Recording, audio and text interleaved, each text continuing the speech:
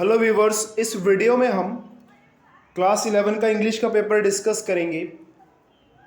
Part 1 जो था उसका पहला पैराग्राफ डिस्कस किया जा चुका है और उस वीडियो का लिंक आपको डिस्क्रिप्शन में दे दिया जाएगा। अगर आपने वो पार्ट 1 नहीं देखा है तो एक बार पार्ट 1 भी वहाँ से आप ज़रूर देखिए। तो पार्ट 1 के हमने क्वेश्चन आंसर्स डिस्कस कर लिए थे जो कि पैसेज था, और हम बात करेंगे सेकंड पैसेज की। तो सेकंड पैसेज भी दिया हुआ था ऐसे हमें कुछ। इस सेकंड पैसेज में पहला क्वेश्चन पूछा हुआ था कि what is the main essence of the passage. तो मेन एसेंस पैसेज का क्या है? तो इसका मेन एसेंस ये है कि there is a huge gap between education and employment opportunities. Sorry, ये नहीं है, इसका सेकंड वाला आंसर है कि there is lack of awareness regarding new professions available.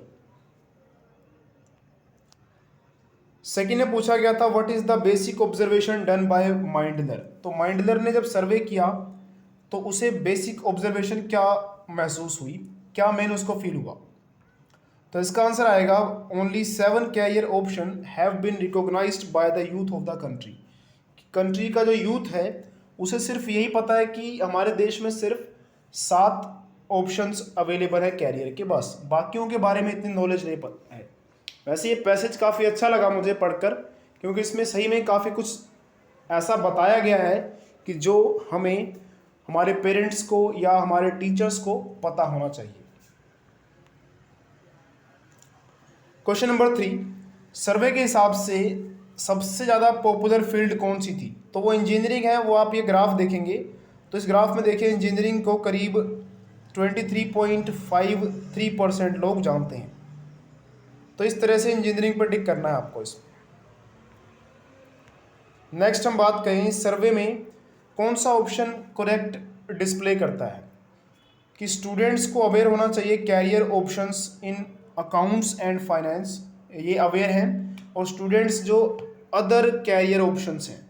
तो अगर हम पाई चार्ट को देखें तो इस पाई चार्ट में अकाउंट्स और फाइनेंस के प्रति जो अवेयरनेस है स्टूडेंट्स की वो 1.81%, जो कि बहुत कम है, और अदर्स को लेकर 29.87 है, और अकाउंट्स और फाइनेंस को लेकर 1.81 है। तो यानी कि अकाउंट्स फाइनेंस को लेकर बहुत कम है और अदर्स को लेकर ज़्यादा है। तो कौन सा इसमें से ऑप्शन होगा? देखिए, तो अकाउंट्स फाइनेंस वाला कम और दूसरे वाला ज़्यादा, तो इसका आंसर ये हो जाएगा ऑप्शन नंबर 1।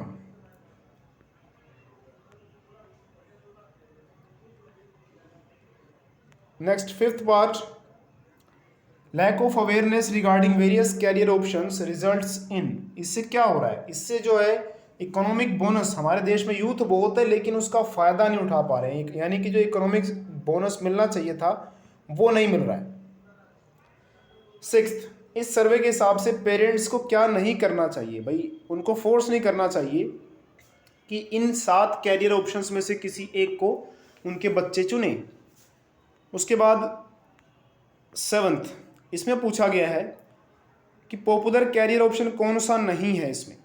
तो सीधी सी बात है, अगर आप मैनेजमेंट, डिज़ाइनिंग या कंप्यूटर्स को देखेंगे तो उनकी परसेंटेज ठीक ठाक है, 9%, 6% के आसपास है। ये देखिए कंप्यूटर के हिसाब से परसेंटेज जा रही है कितनी? 9%। मैनेजमेंट में जो अवेयरनेस है मैनेजमेंट कैरियर को लेकर 6.71 और डिज़ाइनिंग को लेकर 6.06। और जर्नलिज्म का तो नामो निशान नहीं है इसमें। तो आप समझ सकते हैं कि जर्नलिज्म को लेकर जो अवेयरनेस है वो कम है, तो यानी कि ये पॉपुलर नहीं है इतना। ये फोकस किस पे करता है ये पैसेज कि need of awareness among parents, need of career counselling, या फिर the need of students with professional skills. तो इसमें देखिए, तो इसमें मेरे हिसाब से मुझे लगता है कि the need of career counselling ज़्यादा अफेक्टिव रहेगा, ज़्यादा सही आंसर रहेगा। क्योंकि कैरियर काउंसलिंग होगी तो अपने आप जो है पेरेंट्स भी अवेयर हो जाएंगे और बच्चे भी अवेयर हो जाएंगे, तो अपने आप सब कुछ कवर हो जाएगा।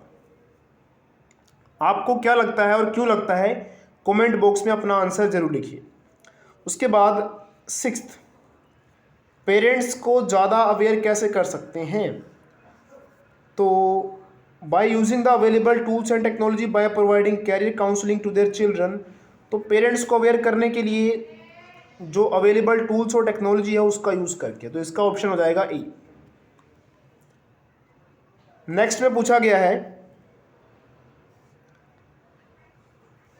कि रोल ऑफ पेरेंट्स, टीचर्स और स्टूडेंट्स, इन सबका कितना रोल है।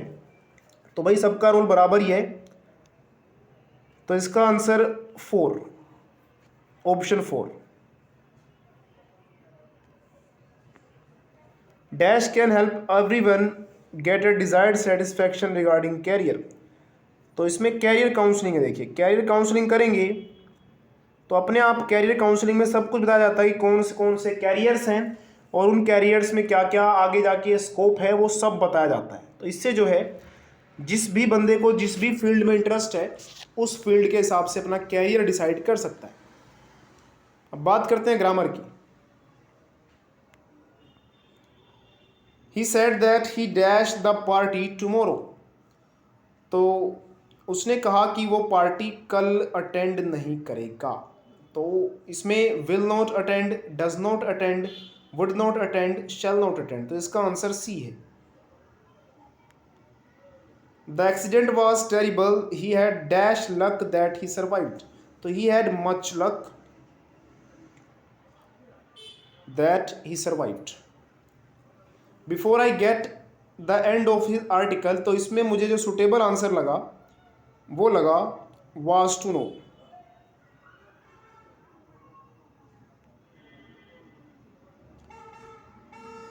Sorry you cannot borrow my pencil, I dash it my self. तो आई एम यूजिंग, और भारती इज अटेंडिंग, ये वाला।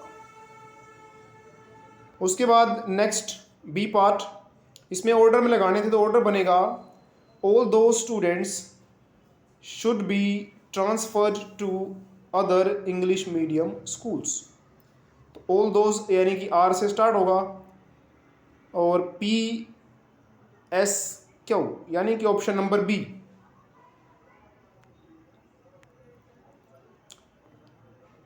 उसके बाद transform the sentence, hardly at the teachers enter the class, the students stood up. तो इसका answer मुझे लगा सही से जो हो सकता है,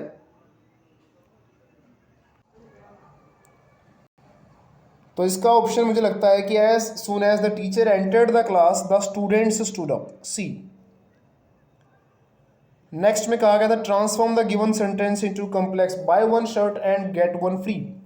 तो if you buy one shirt you get one free, तो इसका कॉम्प्लेक्स बनेगा बी वाला। Frame in the meaningful sentence, तो इसमें बनेगा the English plantation owners had exploited Indian farmers for a long time। तो द इंग्लिश प्लांटेशन यानी कि क्यू से स्टार्ट होगा, ओनर्स एस, क्यू के बाद एस, उसके बाद P R, Q S R P, तो Q S R P suitable है। What a difficult question it was, इसको हमें असर्टिव सेंटेंस में चेंज करना था, तो ये बनेगा it was a difficult question. तो ये था आपका ग्रामर पोर्शन। बाकी लिटरेचर है, लिटरेचर तो खैर आपको बुक में से आसानी से मिल ही जाएगा, तो लिटरेचर के आंसर्स आपके लिए काफ़ी इजी रहेंगे। बाकी अगर फिर भी आपको कोई डाउट रहता है लिटरेचर पार्ट में भी, तो आप कमेंट कीजिए किस क्वेश्चन में डाउट है, मैं आपको आंसर में रिप्लाई कर दूंगा। क्योंकि मुझे लगता है कि लिटरेचर पार्ट आपने आसानी से अटेम्प्ट कर लिया होगा, ग्रामर पोर्शन में थोड़ी बहुत कन्फ्यूजन्स होती हैं, तो वो लगभग हमने कर लिए हैं। और जो आंसर्स मैंने बताए हैं ये ज़रूरी नहीं है कि 100% करेक्ट हो, मुझे जो लगते हैं मैंने वो बताए हैं। आपको अगर इससे ज़्यादा कोई अप्रोप्रिएट आंसर्स मिलते हैं तो आप कमेंट बॉक्स में ज़रूर बताइए, ताकि हमारे व्यूवर्स उन मोस्ट अप्रोप्रिएट आंसर्स को जान सकें।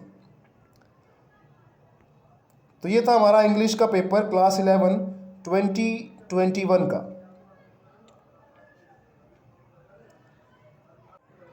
और हाँ, जो पार्ट 1 है हमारा इस वीडियो का, उसका लिंक मैं डिस्क्रिप्शन में दे रहा हूँ। आप वहाँ से पार्ट 1 को एक बार ज़रूर देखिएगा।